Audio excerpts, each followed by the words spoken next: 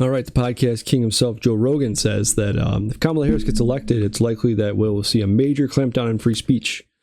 That's one story. We have another one. USA Today is actually kind of turning on Kamala Harris a little bit. On the other hand, you have Mark Cuban, the billionaire out there shilling for Kamala Harris, and a few other stories bouncing around. Yesterday, I did take the night off. I have been feeling under the weather, and I've been fighting something miserable. It's been going around the family, kids, etc. So, I don't know how long I can hang. I'll try. It's been a weird, set of months here. I had the inner ear infection for literally a month and a half, started feeling better, and then got hit with whatever this is. It's great. I love when the kids go back to school and the plague starts to make a comeback in my house. It's awesome. It's just the best. Nothing like constantly feeling like you're knocking on death's door. And it's I swear it's like every other week.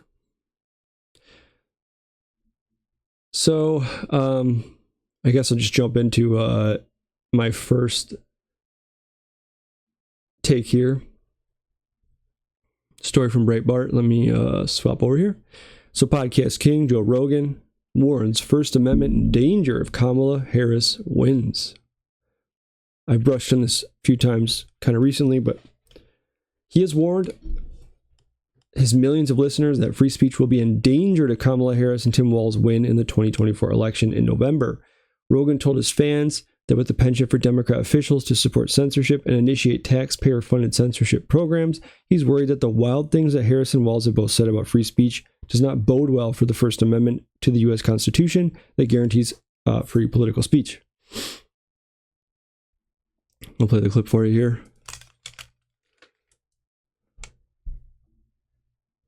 Dun, dun, dun, dun. Sure is. Okay. That stuff is just, the more we have platforms where that stuff is just free, where you can just say whatever you want, say whatever you think about anything, which really X and Rumble are the only places that I know of that you could really do that right now. Have you had any problem on audio at all? No. Good. No. Good. I haven't either. It's, audio is they're leaving that alone for now. I think it's probably because it's not as easily shared. Right? That's what's coming next. Yeah, probably. I mean, all they would have to do is just put images of you and images of me and then have our audio and upload that as a video. And then maybe they would start coming after audio. Yeah, yeah. I mean, I hope, I just hope this shit starts to turn around. I do too, but I don't think it turns around if Kamala Harris gets into office. I think they clamp down more. I think the same stuff that they were trying to do with Twitter, they'll try to do with something else and with other things. They've already openly discussed it. She's openly discussed that the same rules have to apply to Facebook, they have to apply to Twitter, and that Elon Musk could lose his privileges. And there's so many wild things that they're saying. Tim Walz said that the First Amendment doesn't apply to misinformation or hate speech. Okay, well, it certainly does. It does. Yeah. Sometimes people say things wrong, and the goal of the First Amendment is you say something wrong, and then this guy who's an expert says the right thing. Yeah. And then you correct him. Yeah, I mean, the misinformation. I mean, it's all. So that's kind of something I've said several times here, but this is my take on the election. I've said this many times. I know I'm not it's not tons of people watch this. I'm pretty much brand new. But if you do watch this, I've said before, I don't know how to feel about this election. I don't know if it's necessarily an existential threat from either direction, because, I'm certainly not a Democrat. I consider myself a libertarian, but if I had to choose between the two of them, I would certainly not pick her. Okay. But is it this, there's this thing going on, especially on X, where it's this battle between people that are having a meltdown about Trump winning, and then there's other people having a meltdown if she wins, and there's this kind of this annoying Chicken Little type movement going on with Trump supporters, where they're just any story that comes out that's supportive of her or that pulls her in her direction or whatever, they just have a complete and total meltdown. And it's like, then you'll see if he loses, this country's over, it's done. And it's like, I don't think that he's the savior they make him out to be, first of all. And second of all, I don't think if Trump wins, that sentiment of crushing our free speech just goes away. Because Trump's only going to be president for 4 years if he wins. And I think that's my thought about this is, who's going to be next to protect us? Because there are not very many people stepping up to the plate. Maybe Vivek Ramaswamy, he's like the only one I can really think of. Most of the establishment Republicans, or just the Republicans in general, don't really do much to stand up to the left. They kind of just complain and whine about it, and then they'll point out and say, listen, they're violating your constitutional rights. Vote for me. And that's about the extent of it. So, is him winning going to be this thing that's going to save America? I don't see it being that way. But if she wins, is that the end of America? I don't see it that way either. Because I think that what's going to happen at this point is going to happen. And I think we're moving gradually toward this globalist push to end free speech. We've seen it. People like that Crowder undercover video, Trump's a major threat because, he's a major threat to globalism because the United States of America is the biggest hindrance to having this globalist thing. And in places like Europe, you saw when Elon Musk was going to interview Trump on a Twitter space that, they were demanding he shut the stream down, saying that, you're violating our speech laws over here just by having the guy on.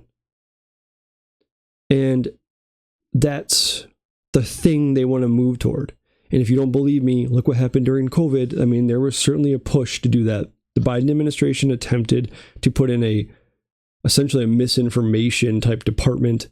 They were talking to social media platforms about clamping down on speech.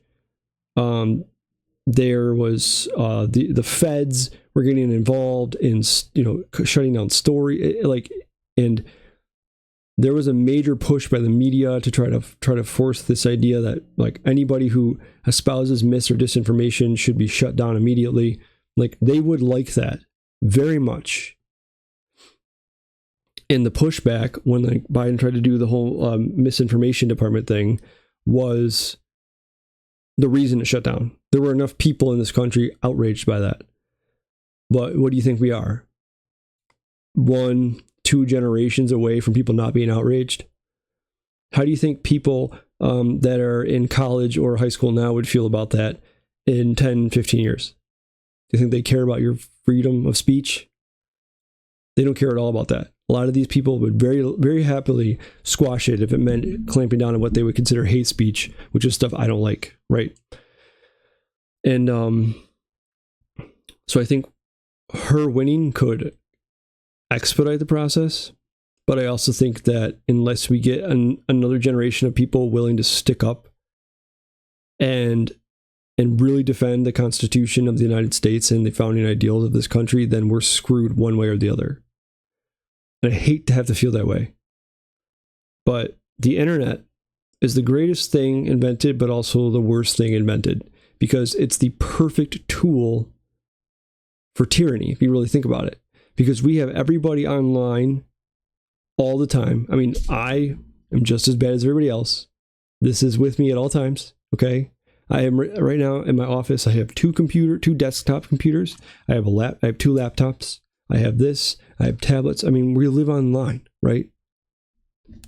When I watch football out there, I'm connected to the internet on an Xbox, watching football on YouTube TV. The internet is everything now. Most of our lives exist on the internet. They've destroyed the social life of humans in person, and they put it online.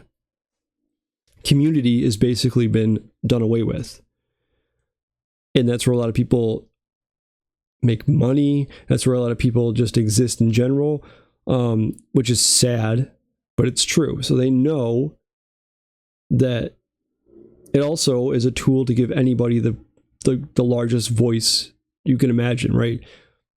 Imagine saying there will be millions of people in this country 10, let's say 20 years ago, 30 years ago, who would be able to reach millions of people all over the country at any given time. Like, that's just a crazy, powerful thing.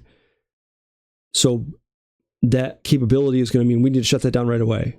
And that's the problem with this, right? It's a great tool for so many. I mean, it's amazing. When I wrote my dissertation, I have a PhD in history.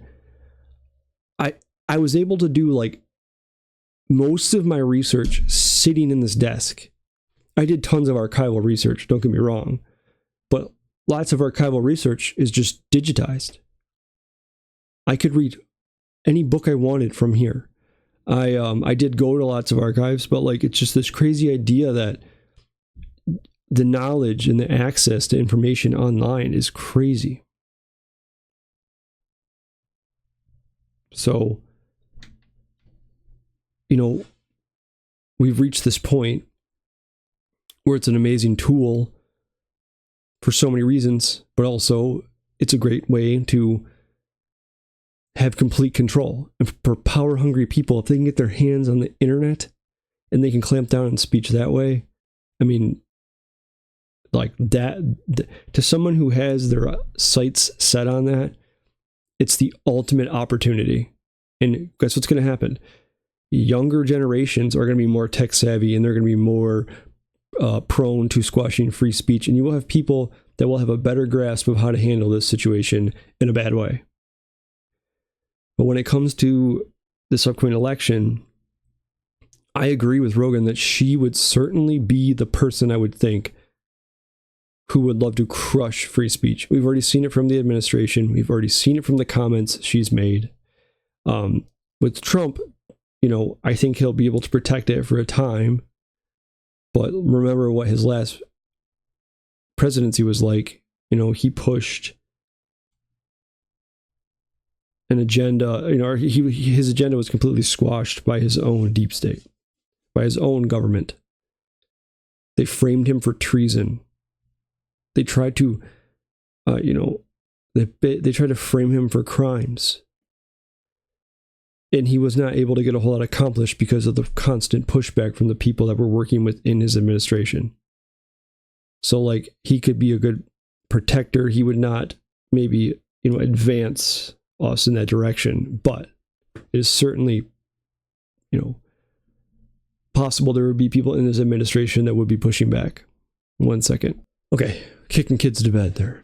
They're up way too late, chattering in there. So, with him, it's like, it's a stopgap. But I don't think he's this guy that a lot of the people, the MAGA people, are making him out to be, where he's just going to be this grand savior who's going to fix everything in a 4-year time period. We have a massive government that is way too big and way too powerful and is expanding way too fast, that is filled with power-hungry people desperate for control. And I don't think one 4-year administration with one person in charge is really going to do a whole lot. It could slow it, sure, certainly. But I think that, like, the real key to fixing this problem is to educate the young people in this country. Like, and I'm not just talking about like little kids, I'm talking about college kids, talking about high school kids. The problem is a lot of these kids have grown up in a system that has basically, I don't say indoctrinated, but like that's the word that's coming to mind. It's basically, curated their minds into buying into this idea that we should have,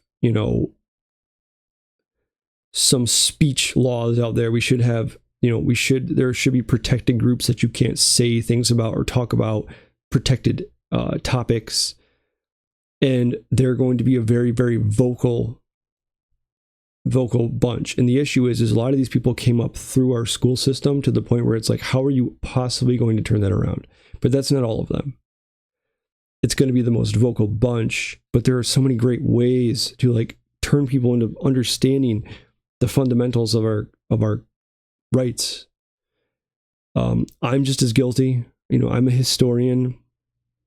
I have kids. I struggle to talk about these things in a way that my kids can understand. They just think dad's boring, right? And I want to find a way to do that. Like, I would love nothing more than to get college kids into like understanding libertarian thoughts, not like libertarian. I want to commit.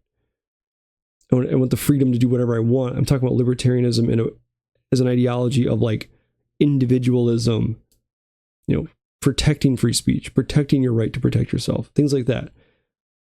Understanding true economics, right? Things like this, true history, like that would just be like, that's where we have to start, because we're just generations away from this all going away. And generations is not 50 to 100 years. I mean, not even generations. Probably imagine if the kids that are in high school and college now are old enough to be, getting elected to office. You're talking 10, 15 years. So with her getting elected though, I do think they would speed the process along. So the existential threat thing, I think, is kind of this thing that will be looming regardless of who gets elected. Because what freaks me out is Trump was running originally back in 2016 on this drain the swamp type thing. He was the anti-establishment candidate. He's a populist, anti-war. His whole thing was to basically push this country in a direction to quit doing what we've always done. And especially since World War II. Like, his whole thing was like, we're going to stop spending all this money. We're going to gut the government. We're going to get rid of corrupt politicians. And none of that happened. None of it. And this campaign, which in my opinion sucks totally, it's just not the same. He's not the anti-establishment candidate now. He's just comes across as kind of boring, kind of benign. He seems very kind of just almost withdrawn. I know what happened to him. I understand like that, but he's been through a lot and he seems worn out, which I get it. When everything in this country has gone after you to the point of nearly killing you, I understand that you're probably extremely worn out and you probably don't even really want to do this anymore. And I get that. But his tone is changed so much. And it's like, we needed what he was in 2016 to continue on to younger generations of people that are willing to step up and do this. The issue is people that are willing to fight corruption and actually turn this country around are probably not people cut out for politics or that don't want to do it. I wouldn't want to do it. I think that our government is just the bed of evil in this country, in this world. I mean that. Like, I don't want to go into the lion's den like that. Call me a coward or whatever. It's just, I feel like, that's a problem, is a lot of people that would be willing to do something are not going to ever do it because they're just like me. Like, that's not their crowd. They're not going to fit in with these people that are willing to play the game and deal with the corruption. And that's why I freak out about the future.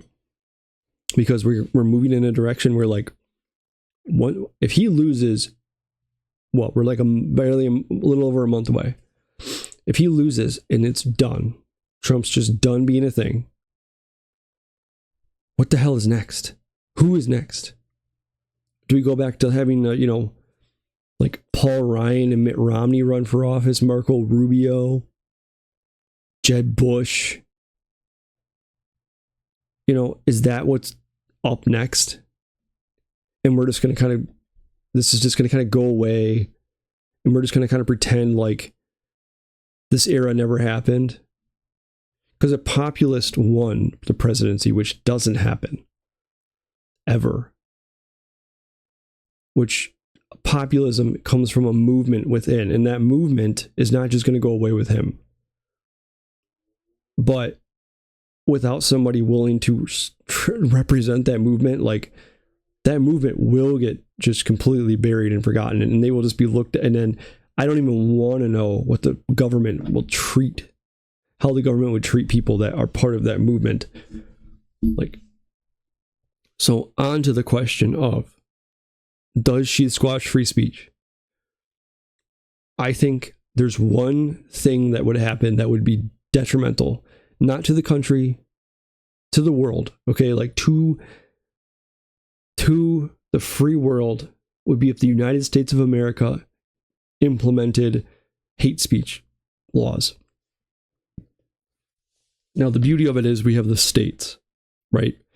There's enough states in this country that would probably push back or would become basically a haven for free speech, which is fantastic. But if there's some way to inundate this country with hate speech laws, like that's it.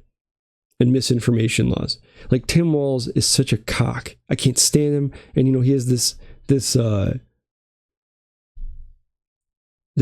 clip where he's just like, there's no protections for free speech or misinformation especially on your, what does he call it? What does he say? Especially when we're talking about our democracy. Like this democracy thing, I know I rail on this all the time. It's so annoying to me. It's such a virtue signal. They're just trying to get stupid people to think the most sacred thing on earth in this country, in this world and in this country, is your democracy. That's not. Your rights are the most sacred thing. Your liberty and your freedom, like that's the most sacred thing. Your right to free speech. Your right to defend yourself. That is far more sacred than democracy. Democracy is this thing they want you to pretend like you have a choice. But, you know, he's talking about like, you know, misinformation laws pertaining to essentially, like, I'm guessing that in that context it's like voting or elections. You can't question them. You can't question, you know, the legitimacy of them. You can't question whether there's fraud or not. You know, that's the type of thing they're talking about. Which, yes, you absolutely can. You have every right to do that. Hillary Clinton's walking around to this day talking about how she's, you know, she lost the election to Trump because it was stolen. Try to find this thing for you real quick. Because I did kind of go over this a little bit the other night. Here we go. Just to I think we need to push back on. Just to hammer it home for you, what he's talking about here is this. I think we need to push back on this. There's no guarantee to free speech on misinformation or hate speech, and especially around our democracy. I think we need to around our democracy. There is actually. There is guarantees. And you don't get to determine that. Okay? What does he do for a job? He's a teacher, right? He's like a high school teacher or something. Yes, please let us bask in your constitutional knowledge. His wife's an English teacher. I don't know what the hell this guy does. He's had to be a freaking clown. Let's see, Tim Walz. Oh, I can't stand him. He just seems like such a prick. All right, let's see. Oh, social studies. I'm sure he's got great knowledge for that. Let's see. Chatteron State College. Graduated with a Bachelor of Science, a Social Science Education. Geography teacher and football coach. Trying to see like what else. So essentially this guy, like, you know, he knows all this stuff about the Constitution as a high school teacher. Like this guy should be determining whether or not you have the right to free speech, because he's so much smarter than you. What a clown, dude. I can't stand him. There's something off about that dude. I can read it. He seems like he's really just off. And it freaks me out. Like I get those vibes. But yes, you saw him there. They would 100% if they could crush your right to free speech, because it's the biggest threat to them. Because in an instant, people can call them on their bullshit. You can go look at like Kamala's HQ on X, which is their campaign website or their campaign handle, and it's a joke. It's just complete BS. It's chopped up videos with captions that don't match what's in the video. So people read the headline, they think that's what the like, you know, they'll be like, Trump says whatever in the headline, and if you watch the video, it doesn't say anything of the sort. But people just read the headline and get outraged. But you can call them out in an instant, literally an instant, right? So that's the problem with things like Twitter, because Twitter used to not be free speech. Twitter used to be just as bad as everything else. You would get throttled on there. It was a completely hostile place too. I see people all the time dogging on X, like how this is ruined now. It's not what it used to be. Yeah, it used to be pretty damn toxic, is what it used to be. It's toxic now, but the thing is now you get to, you know, you see both sides far more, and I think that's a huge problem for people, and they would love to shut that off, and she would love to shut that off. He would certainly love to shut that off. I mean, these are people, he's a lockdown governor. Of course he would love to shut down your right to free speech. He would love to do that. You know, you have this whole scenario is just, it's like what Rogan says, you know, it's just, if given the opportunity, I think that, you know, she would be more likely to squash that. And yes, that makes her that would make her an existential threat if she was willing to do so. She's not saying anything like policy wise, but she's made enough statements in the past. She did say that there needs to be equal regulation of speech across platforms. Elon Musk should have his rights to own his platform taken away. Like, the fact that people in political power desperately want a way to police speech online tells you everything you need to know about them and what they would do. And guess what? They're the same exact as you. Okay? They're not better than you. They are skin and bones and cells in a brain, just like you are. When you were born and they were born, you were both the exact same little human being, okay? They were not endowed with something that gave them the right to take away things from you. They don't have some special knowledge that they've been endowed with, some divine intervention where they now know what's best for humanity is to take away your rights to do anything. The problem is people were willing to let them take them away. And we saw that during COVID. People were just more than willing to just say, take my rights away. You do whatever it needs to make me safe. And that's what hate speech laws are. That's what moderation is about. It's about keeping you safe. It's about safety. Safety. Safety is the ultimate illusion. There's nothing they can do, and the government is not going to make you safe. Like, the government is not going to be your safety blanket. It's absurd. And if you think that, you need to grow up.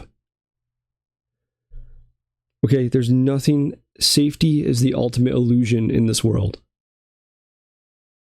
Any minute, anything could happen. You could practice the most, you could make your whole life about safety, and it will, and some freak thing could happen. So they'll use safety as a guise for destroying your rights and, you know, take that away from you. All right, so I didn't want to just dwell on this totally. So I wanted to say, or talk about this for a second here. Interestingly enough, this is from USA Today. It is an opinion piece, so an editorial, but I thought it was interesting that they are talking about this. Opinion. Harris claims she's here for the middle class. Where's she been for the past 4 years? By Nicole Russell. So she made a pitch to the middle class at the Economic Club of Pittsburgh. And her speech comes as consumer confidence has plunged to the lowest level since August of 2021. You know, she does talk about $25,000 to first-time home buyers, etc. But this article says what, you know, she wants people to forget is that people trust Trump when it comes to the economy more than her. She's connected to a administration that saw, like, you know, mega levels of inflation, some of the highest we've ever seen. You know, the economy is not good, no matter how much they try to convince you it is. And there's nothing in Kamala Harris's economic plans that show they will be more beneficial than his. Now, as a person who, like, you know, I'm super like a obsessive guy. Okay, I obsess about a ton of things, like history, politics, news, economics. Okay, like as somebody, I obsess about these subjects. It's like I've already talked about this. I think GDP is a stupid metric, so to me that's meaningless. I want to see a candidate that's pushing for actual wealth creation and not just. And what that means to me is I also want. I want to deregulate so many things. I would like it to be a true free market, things like that. And I don't think either candidate really has a great economic plan. I just don't. Trump's is all about tariffs and, you know, I don't know. They all are about subsidies and, you know, directing government to prioritize certain industries and what have you. Yes, I agree. I think energy is huge. I think energy will be a huge way to bolster our economy, stuff like that. But I think new energy technologies are very important. And I'm not just talking about wind and solar. I'm talking about, like, we need to find new things, right? And I think the free market will be a huge place for that. But I agree totally that her economic plans suck. There's nothing there that I'm looking at and I'm like, wow, this is going to be great for the future of this country. I don't think giving away $25,000 for anybody to buy a house is a great idea. I think it's actually a terrible idea. Because people, if you cannot afford $25,000 to put down on a home, which, you know, homes are much more expensive than that when it comes to down payments usually, then you probably have no business buying one, because once you get sucked into that, like, you could put that $25,000 government credit or whatever down, but you still have to pay your mortgage. You still have to pay your bills. You still have to continue to live there. And like we've already seen a major housing market crash. And the issue is people are not buying houses anymore, which the mortgage industry was always kind of like the backbone of our economy.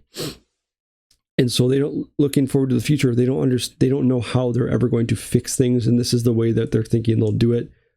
We'll just dump people in houses and then we'll get our money back that way, because the student loan thing didn't pay out, right? I'm sure for a while it was like, ooh, we don't need to worry about mortgages so much because we have all these people going to college who are going to be paying us unlimited interest for the rest of time. And then nobody could afford to do it because college was worthless and the jobs were not paying that well. And nobody can afford to buy a house or afford to live a good life half the time out of college. You know, it takes forever. So I do think that, you know, going forward, like, her economic plans are terrible. And she doesn't really have any economic plans. You know, every time you see her talk. It's just, I grew up a middle-class person, and what we want to have is an opportunity economy. An opportunity, it's like, it's this thing that doesn't exist. It's this buzzword. It's a term you're making up. And I'm sure that's just more of like some like, you know, inclusivity type thing. That's what you're pushing more than anything else. And it's good talking points for the Democratic Party, because the Democratic Party loves to hear, people that are voting for them love to hear things like that. But there's nothing viable there. In USA Today, calling this out is big. It's partially making me think, because I've seen this kind of, that it seems like the media is kind of starting to turn on her a little bit, which happened basically never. The media cycle, or when I talk about Trump, it's like almost 100, it's like 95% of the time at least it's negative for Trump and positive for the Democrats. And you've seen this for this whole election cycle, especially since Kamala became the candidate. They've made her out to be one of the, like, she's this anomaly, one of the greatest, you know, political candidates to just be sprung upon us ever. Like, oh, we were missing this the whole time. We didn't see how great she was. And nothing changed. She was disliked and incredibly unpopular. And then 1 minute later, she was this great candidate. And the media was just, oh man, she's great. She's great. She's great. It was constant. It was 100, like almost like a 100% of your, you know, 100% of the hours of the day were inundated with Kamala is amazing in this news cycle. And now you're starting to see kind of like, you know, she's kind of calling her out on things.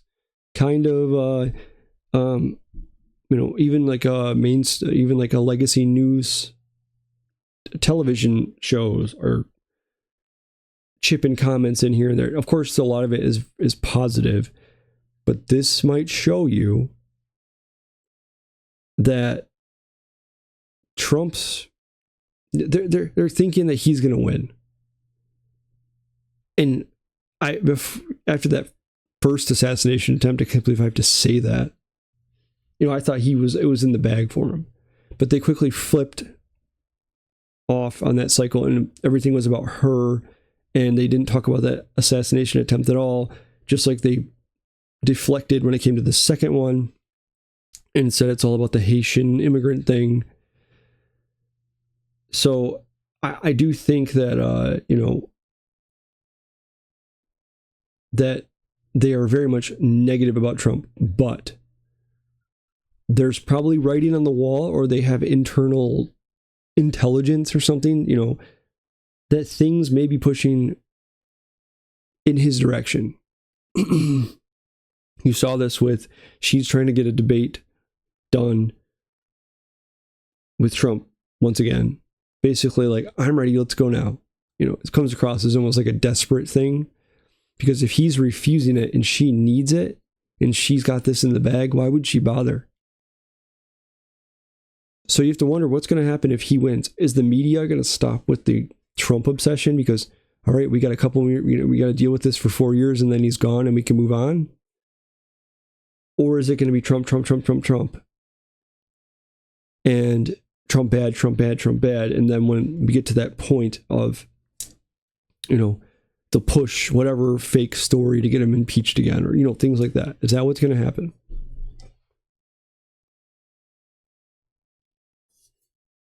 So if the writing's on the wall that he's going to win and the media wants to salvage their reputation in any way, maybe they're going to try to actually be somewhat, I don't even know how to describe this, neutral, but not neutral, I guess. You know, they're going to try to kind of be critical of both sides. That may be a ploy to like be like, look, we're reputable again. Because what's happening right now is this month is the last chance they have to keep him out of office. So if they go through all that and he gets elected in November, what's the point of the constant Trump negativity? He's not going to get elected again, right? He's not going to get reelected. And is there any Republican that's remotely the threat he is coming up on deck? No, there's absolutely not. So they're probably like, they may just go, screw it. We don't need to bother, carrying on with this demonization. Let's try to salvage our reputation, which is destroyed. I mean, don't get me wrong, it's completely destroyed. I don't even think it was necessarily all the Trump stuff. That was the start. That was like 40% of the reason why they lost their reputation, but I think they all lost it 2020 and on, okay? I think the constant gaslighting and lies and the attacks on anybody who had a dissenting opinion during that time ruined them. What's your thought? Do you think the media will flip their narrative, or do you think that if he gets elected, they'll just continue demonizing him? Because what will they get out of it if they do that? Will they push people to vote for a Democrat in the future? Will they really care? Because in the future, whatever Republican comes up next could very well just be the next uniparty Republican. So they wouldn't care as much. If a Republican, if it was Nikki Haley, they wouldn't care. If it was Nikki Haley, they wouldn't be, they did certainly demonize people like Mitt Romney and George Bush and what have you as fascists and all that stuff, which they've been doing since the beginning of time, but nothing like this. So would they care enough to try to demonize him just to deter people from voting for a Republican in the future? Or would they just let this administration do its thing, go away, and move on? I think if you want to save your network, or you want to save your reputation, or you want people to ever trust you again, you would have to be that way. You would have to be unbiased. Or not even unbiased. You'd have to be objective. You'd have to sit back and just go, okay, like when he does stupid things, we'll comment on it, but we're not just going to spend all day, every day attacking him. But if they decide to flip, will they then ruin whatever customer base, their chances of retaining a consumer base at all? Which is probably likely, because the people that watch that, they're dying for that Trump demonization dopamine hit. It's like a drug to these people. They just live for it, man. They live for whatever next thing can piss them off about the guy. And if they start to flip it around, like, let's just actually do the news now, they would lose that. And the people that they lost already are certainly not going to go back to legacy media or corporate media, which is crazy that, like, we're at this point now, which is why we go back to the hate speech and misinformation thing. Censorship, because we're at a point now where, like, the generations of people that would watch cable news are, sadly, they're leaving us, right? The boomers are on their way out, and they are the ones who follow those networks. So it's like, going forward, I think really what's going to happen, regardless of if you fix your reputation or not, like, those are just going to be things of the past. And if you don't remember, they've tried to do the online streaming thing. Like, CNN had, what was it, CNN Plus for 5 minutes. Nobody's going to pay for that. So try to fix your reputation. I just think that legacy media is on its way out. And I think that, these major publications used to be some of the most reputable things to people. Like, you would see, like, if I see something by the New York Times, I don't go like, wow, that's the New York Times. I just immediately assume it's BS, or it's overblown, or it's propaganda, or what have you. And, like, that's killer for a lot of these writers, that it's going to kill their reputation. I mean, a lot of them will have successful careers, They'll start a Substack. They'll make millions of dollars. Sure. People are willing to pay you for that. That's up to them. I just don't understand it. So, interesting there that USA Today pushed that out there. I got that article from Real Clear Politics, which is a pretty good aggregator. I mean, I use all their Real Clear, whatever, the Real Clear Policy, Real Clear Politics, Real Clear, what are the other ones? Investigations, defense, onward and onward. Yeah, Real Clear History. I don't really look at that very much. As a historian, I spend so much time reading about it. I don't ever really read it from these history websites, to be honest with you. I just kind of do my own research, get inspiration. I read I read books all the time. Every day I'm reading books constantly for research and writing and stuff. And I get inspired there and then do my own research. I don't really ever check out sites like Real Clear History, but hey, that may be interesting to you. I would like to do some history content, like just a couple of history episodes here and there. It's just tough right now with the election to kind of go put anything to the wayside. Like anything newsworthy right now to talk about history, which is obviously it's the love of my life. I'm a historian. I got a PhD and a master's and a bachelor's in history. I've written books and countless articles, and it's what I would rather be doing most of the time, but this is also very fascinating and helps me get a lot off my chest. All right, so Mark Cuban. I'm sure people know who he is for the most part, but so you probably know him from a few different venues. He's an entrepreneur, obviously. He's a billionaire, but he's on that show Shark Tank as an investor, and he's been the owner of the Dallas Mavericks. I don't even know how long, and I don't really care. So at one point in time, he had been supportive of Trump. He'd been on Patrick Bet-David's show before Trump had been elected. And he said that he was supportive of him. And he said, Trump's a smart guy. I want to see if I can find it here.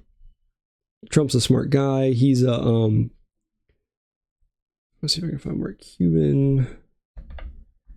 He's a smart guy. He's a good businessman. I think he'd do great. And then Mark Cuban says, now he's like, well, yeah, but then I sat down with JD Vance. I don't know what that means. Or then I met JD Vance or something like that. I don't really understand what the point of this is, but he's very, I don't know, it's interesting. Okay, here we go. I will show this to you. All right. Now. Just kidding, right? Now. So one would call you a Democrat. No, hell no. Look, there's different things for different reasons, right? Would you be comfortable with a capitalist like Donald Trump being our president? Yeah, I don't have a problem with it. I like Donald and he's smart. Like a lot of candidates and politicians, you vote for not what they say, but knowing that 99% of they say won't come true, what they'll do once they get it. See who's going to follow through. And do I think he's smart enough to figure that out and then just do the right thing after he's elected? Yes. And then Hillary and Bernie say, okay, tax the 1% and that'll pay for everything. Doesn't work, right? Won't work. Hillary's pay for college. Her plan is ridiculous. It'll increase college costs, not reduce. So they don't think them through. You said, Trump, I get it. He's changing the tone of politics. In the past, you had to be a Stepford candidate. You had to be perfect. Did you ever inhale? Oh, no, I only inhaled. Right? Just, you had to be perfect. Now Trump is the ultimate imperfect candidate. And I think the beauty of what he's doing isn't his policy or his positions, but he's making everybody else become more real. He's making them more honest. They're not as scripted. And I think that's good for politics. You have a long history with Donald Trump. That's my boy. Yeah. Kinda. In person, he's nice. Here's what I do respect about Donald. I'm not saying vote for him, right? But there's something I do respect about. Donald says what's on his mind. right? He's the guy that if we're sitting around talking at a bar, if we're at your birthday drinking champagne and having pink cake, he's going to say what's on his mind. So I respect the fact that he's the first politician to truly say what's on his mind, even if it's not politically correct. You said Donald Trump, probably the best thing to happen to politics in a long, long time, you said. Would you be Donald Trump's VP? I'm just going to jump right in. Sure, I'd be VP for either candidate. If Hillary Clinton decides that Elizabeth Warren is the one for her on the VP ticket, then there's a good chance I vote for Donald Trump. I like to see corporate taxes much lower. I like to see inversions from companies moving be far fewer. So yeah, so from a corporate tax perspective, and I agree with him. I like what he's doing from that perspective, and we'll see what he does on the personal side. But he's obviously had an impact on the economy, so he gets credit for that. People believe in what he's doing on the tax front. They believe, and I agree on the reduction of regulation. And not all regulation, EPA type stuff, I don't agree with, but in some of it, the simplification of doing business, I agree with. Reducing some of the bureaucracy and the lobbying rules. So, if you are not aware now, this dude has completely changed his tune, and now he's a Kamala Harris supporter, and he seems like he has Trump derangement syndrome. That's not that long ago. 2017. I mean, it seems like a long ago, but 7 years ago is kind of wild for this guy to completely change, and he's his economic arguments there, talking about like how stupid it is to tax the 1%. It's not going to work.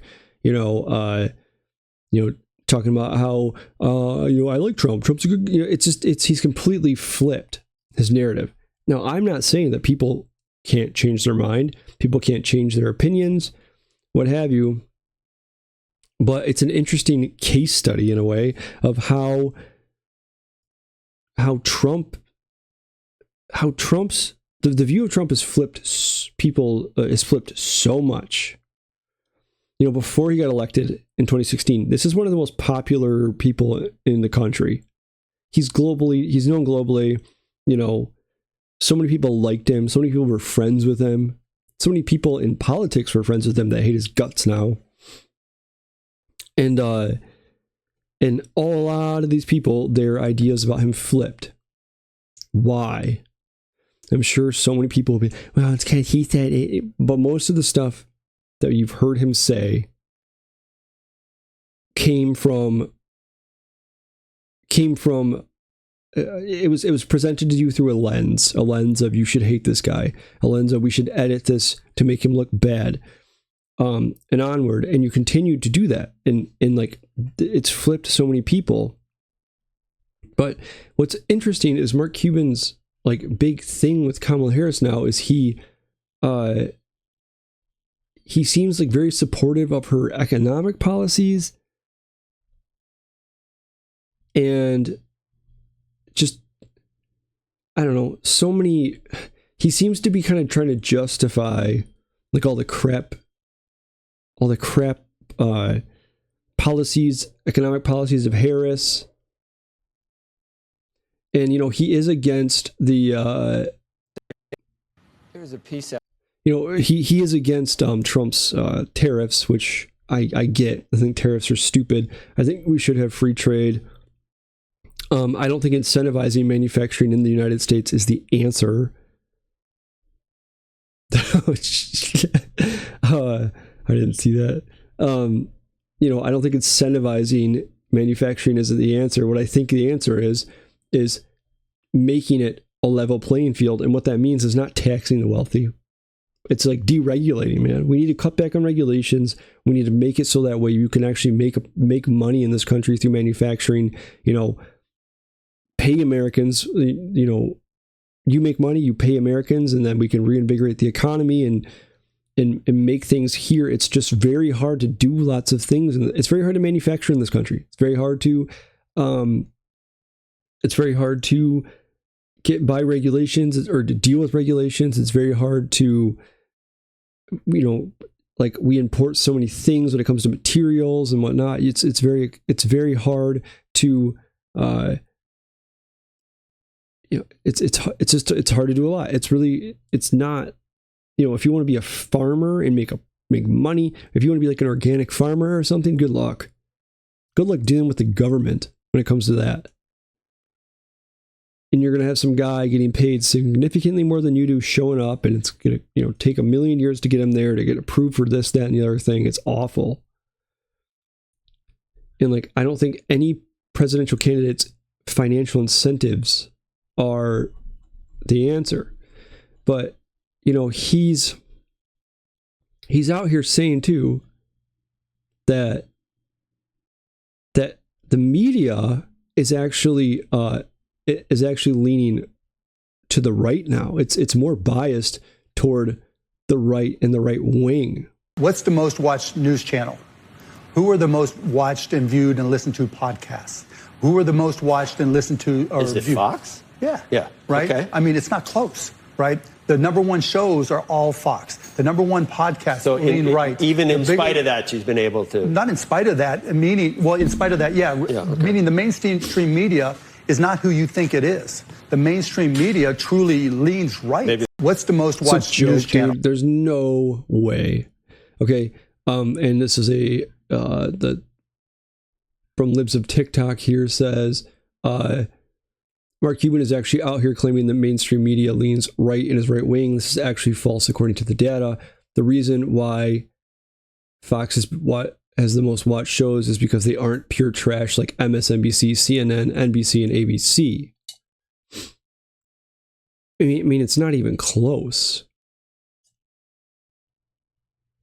Look at Republican. I mean, like an independent, yeah, I'm sure.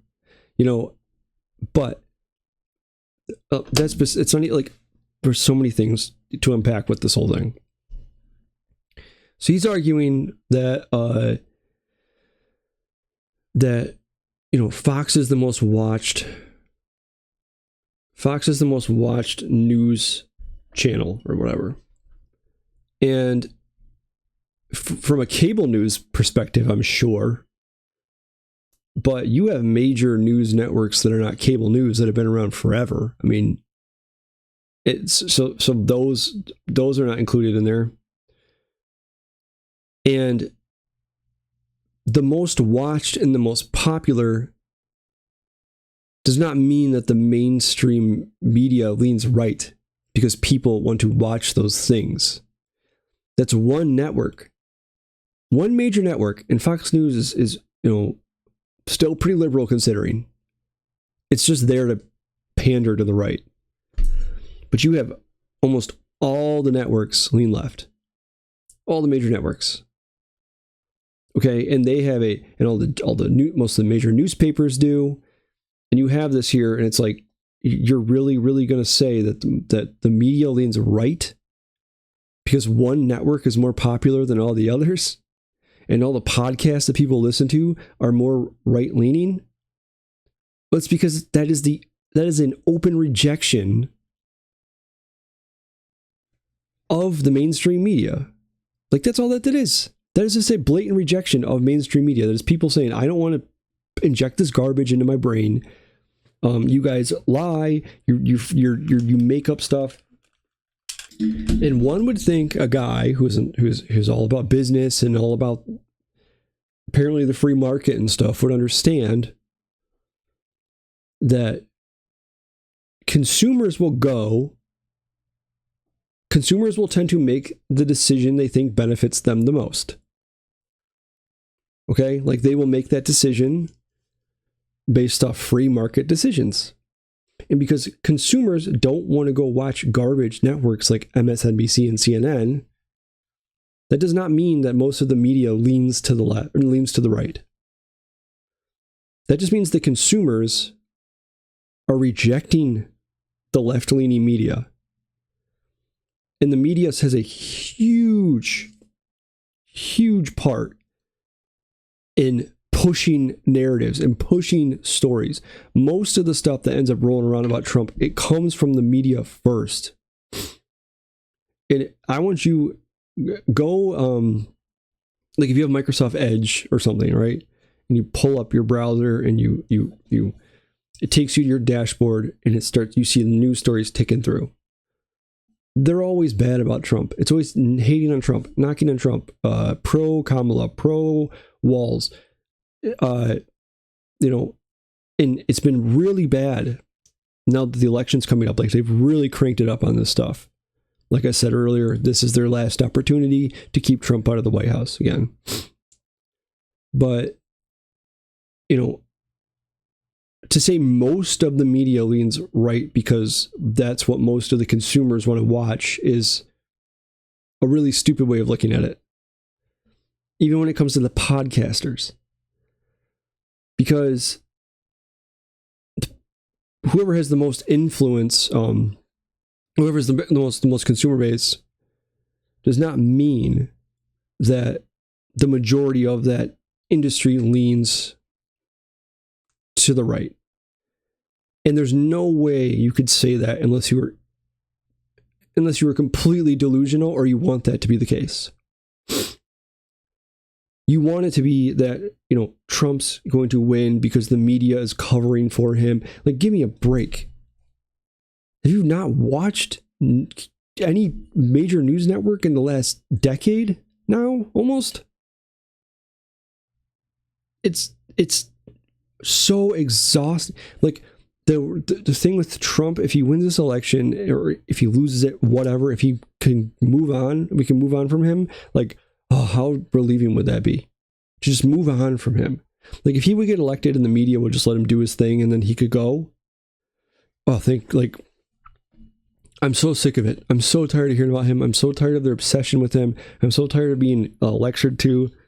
I have a freaking mustache here, like an errant mustache here, like sticking up my nose. It's driving me nuts. You know, if we could just like stop with the Trump obsession, it would be so relieving and so nice. It's not going to happen because that's their bread and butter right now, and they're doing whatever they can to keep him out of office.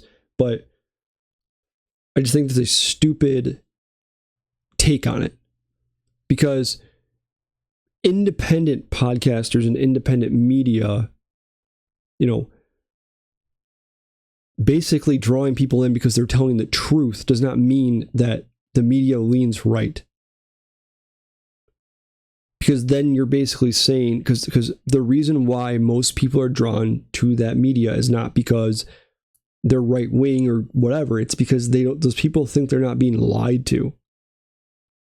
You choose your news networks for a reason, right? You make your choice because you either like what they have to say, like they tell you there's an echo chamber, you hear what you want to hear, or you want factual information, which is why you watch the news in the first place most of the time, unless you have TDS and you love the constant stories. So if you're going to make your decision based off what you think is truthful and factual, and you're rejecting one wing and turning toward another, that does not mean that things are leaning more towards the right. That means people are picking what they think are the truthful outlets of information.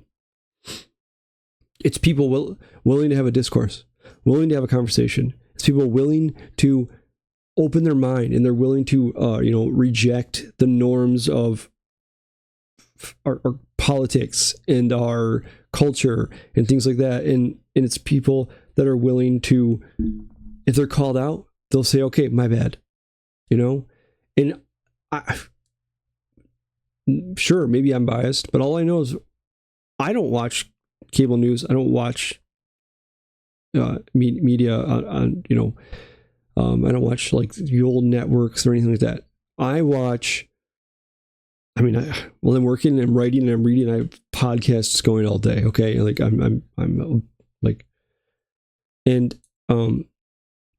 let's say 99% of the podcasters I watch have been right about everything. And starting years ago and until even up to now, they are often considered misinformation or, basically borderline dangerous by corporate media and politicians and stuff like that.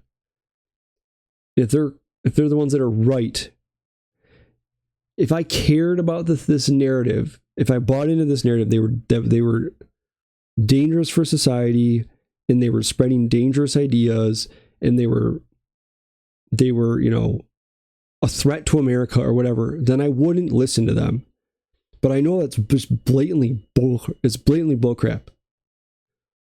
So I'm driven more towards rationality and logic and the truth. I'm not drawn towards emotional soap opera made up stories about political candidates. I want to know what's going on.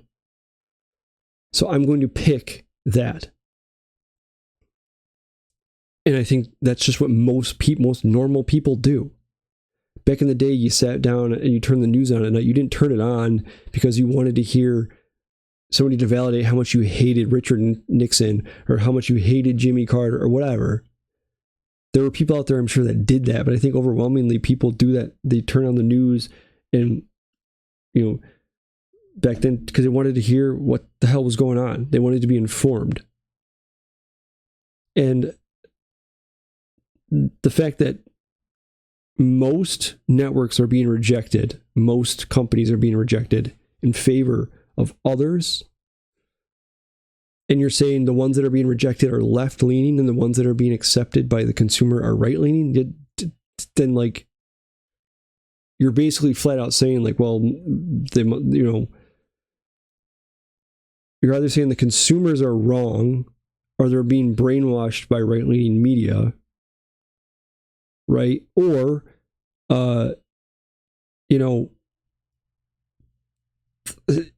I can't articulate what I'm trying to say. I guess you're either saying that, the consumers are wrong in like, they're only buying into that because they're being manipulated to do so, or you're saying that, you're saying that basically the left-leaning media is just being treated unfairly, right? They're being rejected for no reason. And like, I don't really understand your point there, saying that like, well, most of the media leans right. It's just absurd. I understand that you're saying the most like podcasts do, but who? Joe Rogan? Joe Rogan leans right.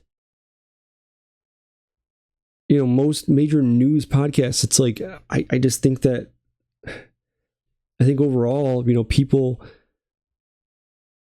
people are going to make decisions based off what actually is beneficial to their life. And for a lot of people, watching constant vitriol and hatred maybe doesn't exactly do it for them.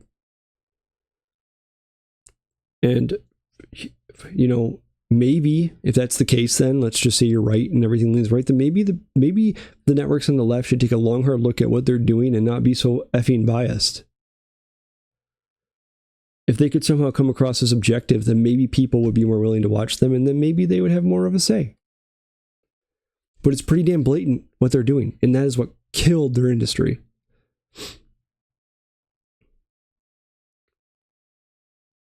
Like, you are now the mainstream media. Like he's saying he complimented them. But it's just a flat out lie to say that. I mean, mainstream media is what we consider to be corporate media. Like, I guess your point being is mainstream media is the what the consumers want. That's what's considered mainstream, but that's still just not reality, because mainstream media, which I believe is a term we should stop using. I say corporate media, okay? Corporate media is still the driver of the narrative, whether or not it's unpopular.